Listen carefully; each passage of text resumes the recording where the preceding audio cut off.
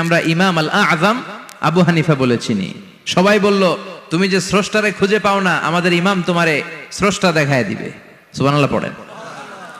সে বলল ঠিক আছে, তাহলে তোমাদের ইমামরা আসতে বলো। কবে? সামনের জুমাবারে ঠিক ভর দুপুরে, দুপুর 2টার দিকে জুমার নামাজের পরে আমিও আসবো, তোমার ইমামও আসবে, ডিবেট হবে। দেখি আমি স্রষ্টার বিপক্ষে আর তোমাদের ইমাম স্রষ্টার পক্ষে, দেখি কে জিতে যায়।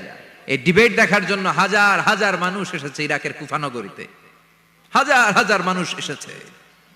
ওই নাস্তিকও এসেছে যে আল্লাহকে বিশ্বাস করে না, স্রষ্টাকে বিশ্বাস করে। সবাই এসেছে, আসে নাই শুধু ইমাম আবু হানিফা। নাস্তিক কয় তগো ইমাম ডরাইছে।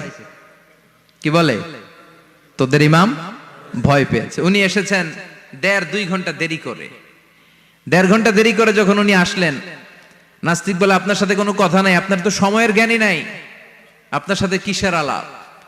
ইমাম আবু হানিফা বললেন ইনদি উযর, আমার ওজর আছে। কি ওজর? তিনি বললেন আমি যখন ঘর থেকে বেরোই আমার বাড়ির সামনে বিশাল এক নদী পড়ে যায়, আর এই নদী পেরোতে আমার নৌকা ব্যবহার করতে হয়। আজকে এসে দেখি নৌকাও নাই, মাঝিও নাই, কিচ্ছু নাই। কিভাবে পার হবো? হঠাৎ দেখলাম নদীর পাশে বিশাল বড় গাছ, গাছটা হঠাৎ এমনি এমনি 2 টুকরা হয়ে গেল। গাছ থেকে বিশাল কাঠের তক্তা বের হয়ে গেল। তক্তাগুলো অটোমেটিক্যালি জোড়া লেগে নৌকা হয়ে গেল।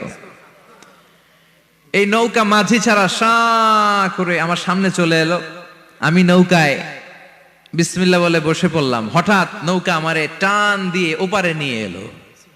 তারপর আমি আপনার এই ময়দানে ছুটে এসেছি। এই যে গাছ কাটা, তক্তা হওয়া, নৌকা হওয়া, মাঝি ছাড়া চলা, এই প্রসেসিং হতে আমার 2 ঘন্টা সময় লেগেছে। I am extremely sorry for that. আনা আসিফ জিদ্দান, আমি দুঃখিত। নাস্তিক নেতা বলে তবে ইমাম গাঞ্জা খাইছে।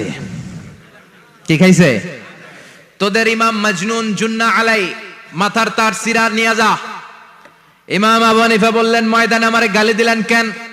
পাগল বললেন কেন? তার সিরা বলে ডাকলেন কেন? মজনুন শব্দ ব্যবহার করলেন কেন?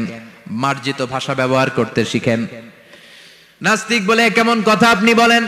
শিক্ষিত মানুষ, দার্শনিক মানুষ, জ্ঞানী মানুষ, ইমাম মানুষ, কোন মানুষ ছাড়া, করাত ছাড়া বিশাল বড় বড় গাছ কাটা যায় নাকি? মিস্ত্রি ছাড়া তক্তা বানানো যায় নাকি? মিস্ত্রি ছাড়া তক্তা জোড়া লাগে এমনি এমনি নৌকা হয় নাকি? মাঝি ছাড়া পানিতে নৌকা চলে নাকি? ইমাম আবু হানিফা বললেন now you are on the right track. এই তো লাইনে আসছেন আপনি। এই লাইনে আনার জন্যই তো এত গল্প, লাইনে আনার জন্যই তো এত স্টোরি আমি মেক করলাম।